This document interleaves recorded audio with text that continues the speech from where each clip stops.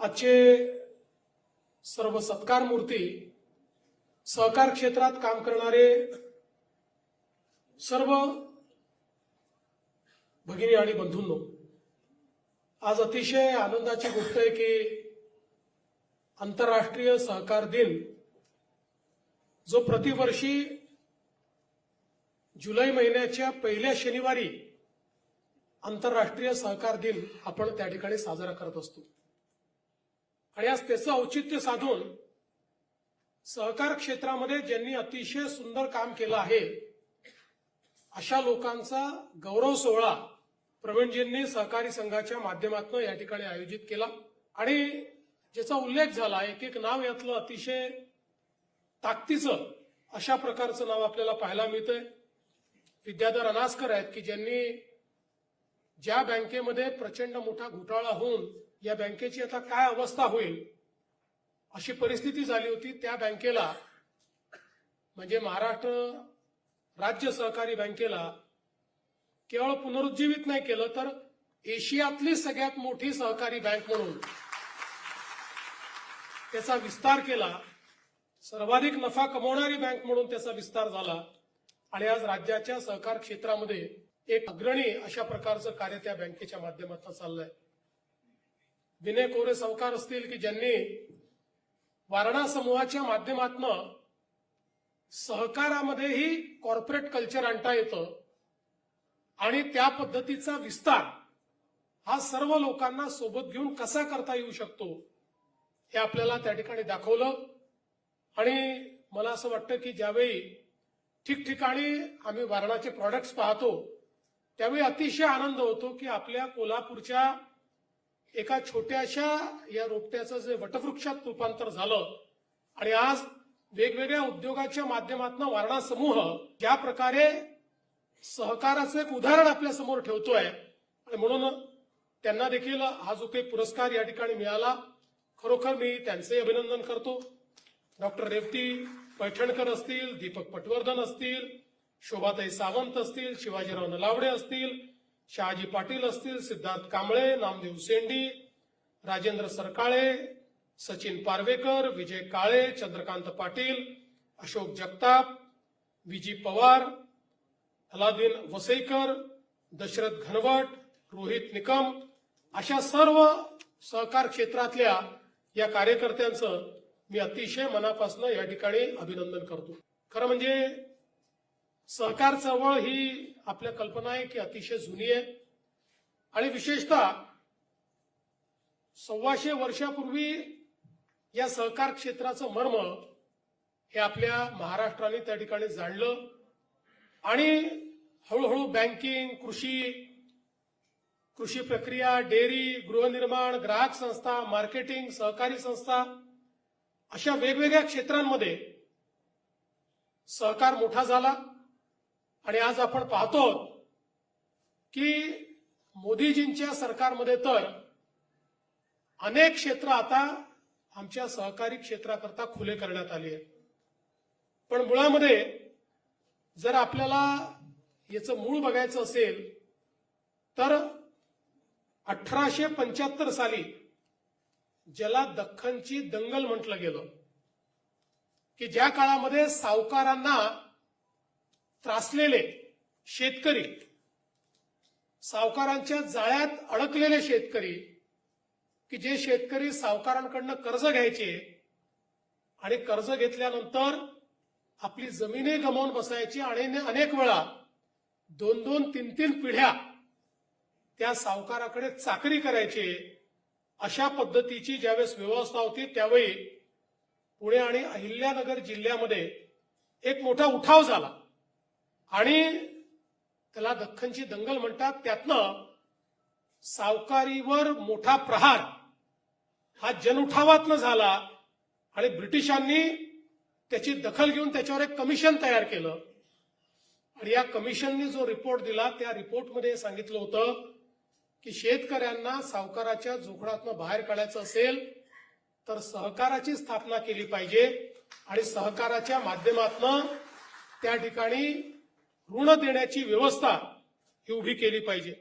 आणि मग आपल्याला माहिती आहे पहिली सहकारी पतपेढी 1904 साली या ठिकाणी तयार झाली. पुढे वेगवेगळ्या प्रकारच्या, मगाशी तुम्ही असं म्हणालात उदयजी की आमच्या कोकणामध्ये सहकार त्या ठिकाणी रुजला नाही, पण पहिली ग्रामीण पतपेढी या महाराष्ट्रामध्ये सहकारातली जी सुरू झाली ती कणकवलीला सुरू झाली, कोकणामध्ये सुरू झाली. म्हणजे याची मुहूर्तमेढ ही कोकणाने केलेली आहे. त्यामुळे स्कोप खूप आहे, काळजी करू नका. आणि मगाशी तुम्ही सांगितल्यानंतर तुम्ही उद्योग मंत्री म्हणून उत्तम काम करताय, पण तुमची इच्छा बघता शिंदे साहेबांची बोलून तुम्हाला सहकार विभाग द्यावा का, असा एक विचार माझ्या डोक्यात आला. म्हणजे पण मला असं वाटतं की मोठ्या प्रमाणात त्यानंतर भारतामध्ये सहकार सुरू झाला. सर्वात मोठी आपली शिखर बँक जी आहे ती 1911 मध्ये या ठिकाणी स्थापन झाली. सर्वात जुनी आणि मल्टी शेड्यूल बँक सहकारी बँक 1906 मध्ये पुण्यामध्ये स्थापन करण्यात आली. आणि हळूहळू आपल्याला माहिती आहे की वेगवेगळ्या प्रकारचे कायदे हे त्या ठिकाणी तयार झाले. कॉपरेटिव्ह सोसायटीज ऍक्ट 1925 साली तयार झाला. त्यानंतर धनंजयराव गाडगीळ, पद्मश्री विठ्ठलराव विखे पाटील यांच्या नेतृत्वात एशियातला पहिला सहकारी साखर कारखाना हा आपल्याकडे त्या ठिकाणी सुरू झाला. वैकुंठभाई मेहता असतील, या सगळ्या लोकांनी या सहकाराला एक वेगळी दिशा या ठिकाणी देण्याचं काम केलं. आणि देशामध्ये सर्वाधिक मजबूतीनं सहकार जर कुठे रुजला असेल तर तो या महाराष्ट्रामध्ये रुजला, याचा आपल्याला सगळ्यांना आनंद आहे. आज जवळपास 2 लाखापेक्षा जास्त वेगवेगळ्या सहकारी संस्था या आपल्या महाराष्ट्रामध्ये आहेत. आणि आपण जर बघितलं तर सर्वात जास्त पेनिट्रेशन सहकाराचं हे महाराष्ट्रामध्ये या ठिकाणी आपल्याला पाहायला मिळतं. आज आपण बघितलं तर नागरी सहकारी बँका आहेत, यातल्या देशातल्या मजबूत बँका आपल्याला महाराष्ट्रामध्ये पाहायला मिळतात. आणि तशातच मला या गोष्टीचा आनंद आहे की आपला महाराष्ट्र राज्य सहकारी संघ, ज्याला आता 107 वर्ष या ठिकाणी झाली, ही मोठी उज्ज्वल परंपरा असलेला हा संघ, आणि या संघाच्या माध्यमातून देखील आज आमच्या प्रवीणजी दरेकरांनी अतिशय उत्तम काम सुरू केलेलं आहे.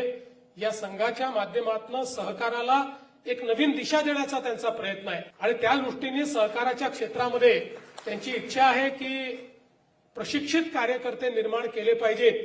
आणि त्याकरता जो काही पूर्वी निधी मिळायचा तो बंद झालेला आहे, तो शिक्षण निधी सुरू झाला पाहिजे. निश्चितपणे प्रवीणजी येत्या महिन्याभरामध्ये याचा निर्णय आपण घेऊ आणि एक चांगलं काम या ठिकाणी पूर्ण करू.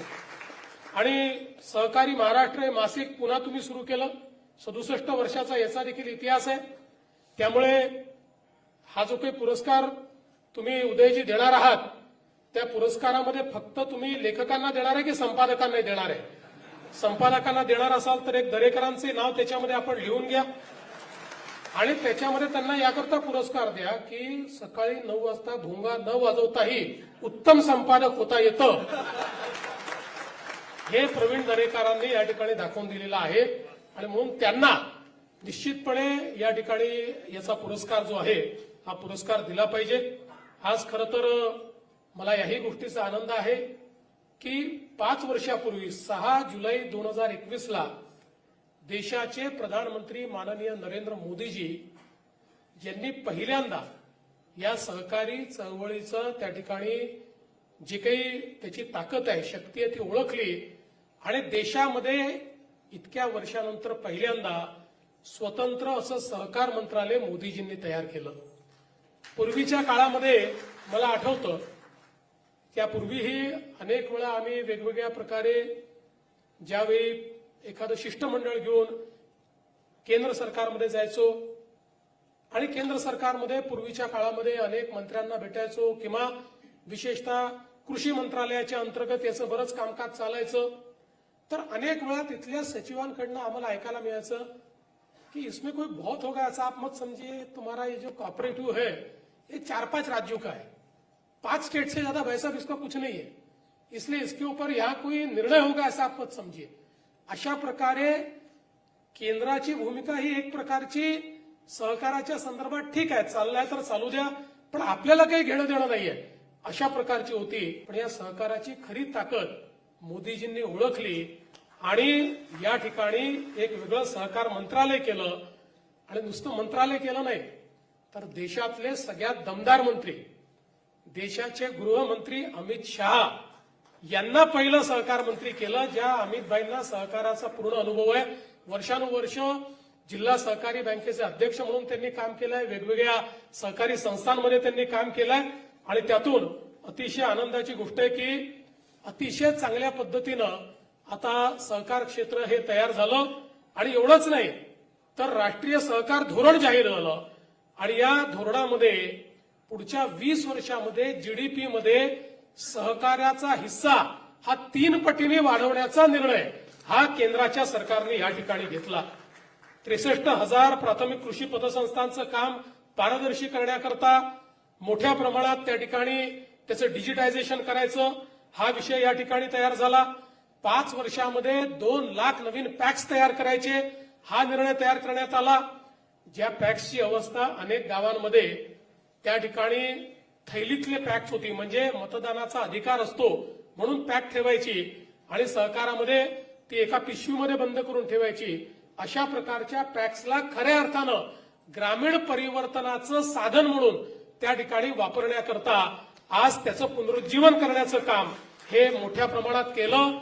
आणि या आपल्या सहकारी संस्थांना ग्रामीण भागातल्या मोठ्या प्रमाणात काम मिळालं पाहिजे म्हणून 17 प्रकारची कामं ही त्यांच्याकरता खुली करण्यात आली आणि ती कामं करण्याकरता त्यांना अर्थसहाय्य मिळालं पाहिजे म्हणून एनसीडीसीच्या माध्यमातून वेगवेगळ्या प्रकारचं अर्थसहाय्य देखील आज केंद्र सरकारने तयार केलं. त्यामुळे खऱ्या अर्थानं सहकाराची पाळंमुळं, कारण लोक विचारायचे 21व्या शतकामध्ये सहकार हा जिवंत राहील का, तो कॉर्पोरेटचा सामना करू शकेल का. सहकारी बँकांनी तरी दाखवून दिलं की कॉर्पोरेट बँकांपेक्षा आम्ही चांगलं चालवू शकतो. सहकारी संस्थांनी हे दाखवून दिलं. पण आता या कॉर्पोरेट जगताला त्या ठिकाणी चांगल्या पद्धतीनं एक प्रकारे त्याचा सामना करू शकेल अशा पद्धतीनं सहकाराचं पेनिट्रेशन हे या ठिकाणी सुरू झालं.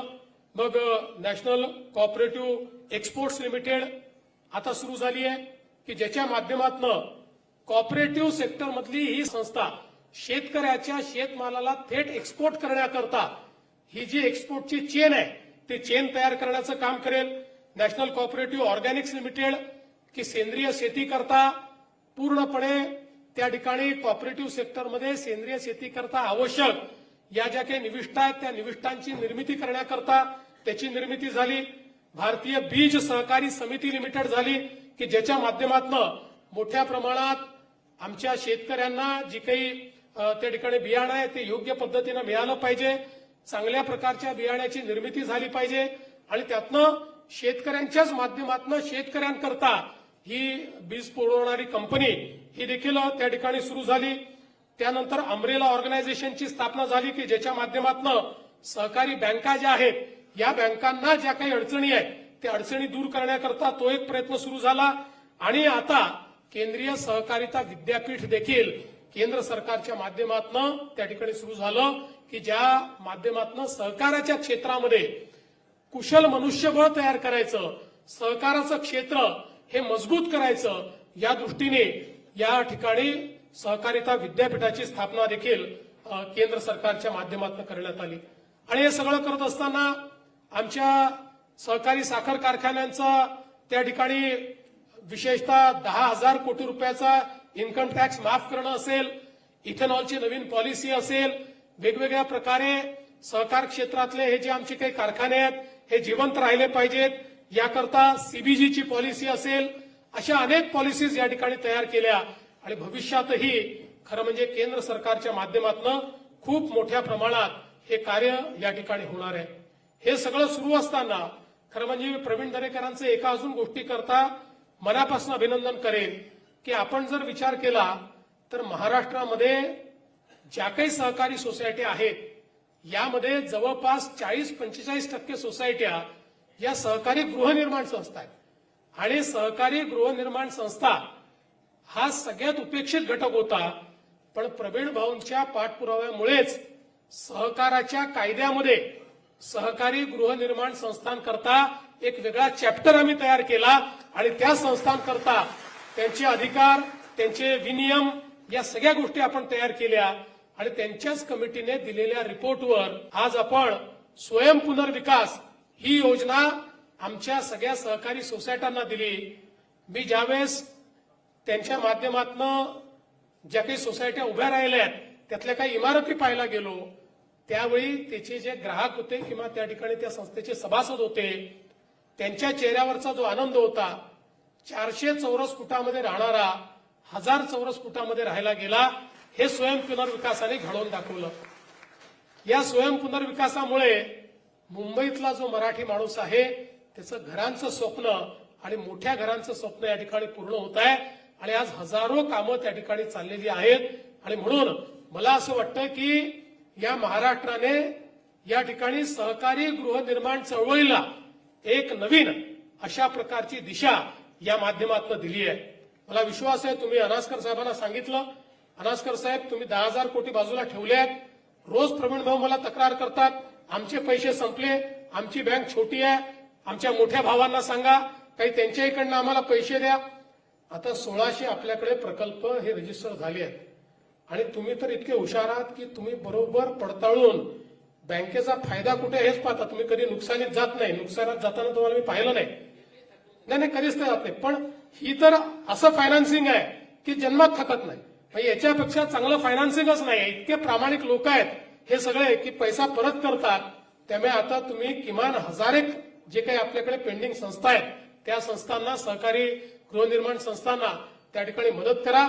आम्ही वेगवेगळ्या GRच्या माध्यमातून इतकं इज ऑफ डुईंग बिझनेस त्याच्यामध्ये आणलेला आहे की कोणीही सहकारी संस्थेचे लोक त्या ठिकाणी आपला प्रस्ताव टाकून त्याला मान्यता मिळवून स्वतःच्या घराचे शिल्पकार अशा पद्धतीनं कुठल्याही बिल्डरची आवश्यकता नाही, कुठल्या डेव्हलपरची आवश्यकता नाही, कुठल्या फसवणुकीची आवश्यकता नाही, अशा पद्धतीने काम करू शकतात. आणि आज जे प्रवीण भाऊंनी लक्षात आणून दिलंय की मुंबईच्या बाहेर जो UDCPR आहे याच्यामुळे काही अडचणी येत आहेत, तर निश्चित मी तुम्हाला आश्वस्त करतो प्रवीण भाऊ की UDCPR मध्येही जो काही तुम्हाला बदल अपेक्षित आहे तो बदल आपण घडवू आणि इतर ठिकाणच्याही ज्या सहकारी गृहनिर्माण संस्था आहेत या संस्थांना निश्चितपणे या स्वयं पुनर्विकासाच्या प्रक्रियेमध्ये आपण त्या ठिकाणी घेऊन येऊ.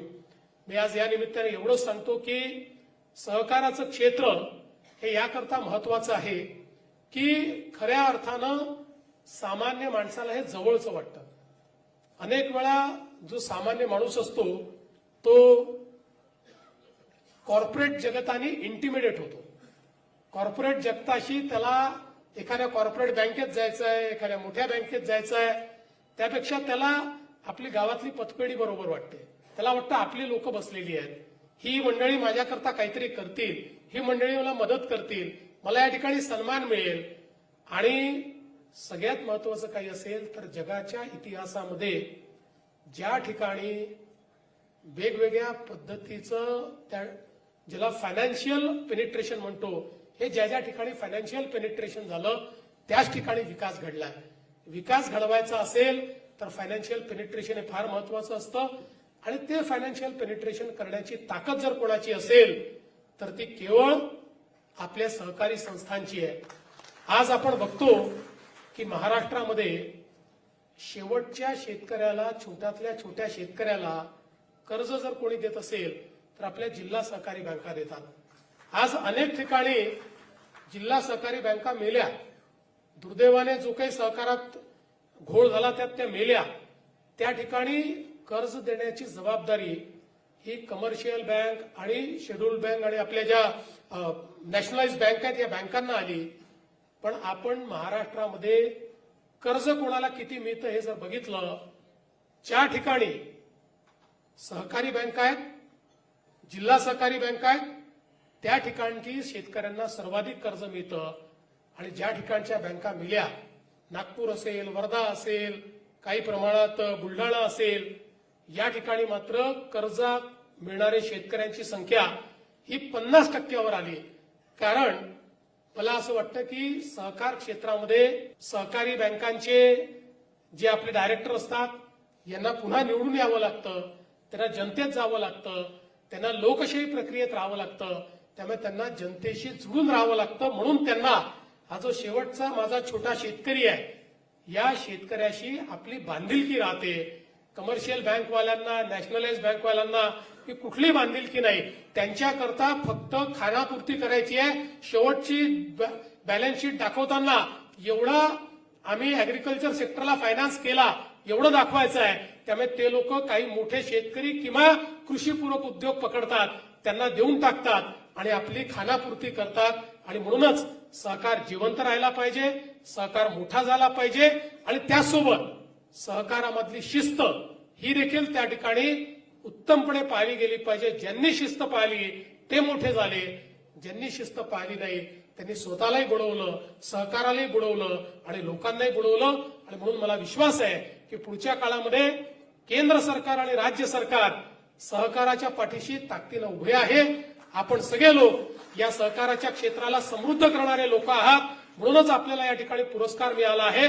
आपल्यासारखे अजून अनेक लोक कसे तयार होतील हा प्रयत्न आपण या ठिकाणी करावा हीच आपल्याला विनंती करतो. आणि प्रवीणजी, आपण जे जे या ठिकाणी अपेक्षित केलेलं आहे ते सगळं आपण निश्चितपणे करू. या संदर्भात आपलं अधिवेशन संपल्याबरोबर एक बैठक देखील मी घेतो आणि त्या माध्यमातून सगळे निर्णय आपण निश्चितपणे करू हा विश्वास मी आपल्याला देतो आणि माझं बोलणं संपवतो.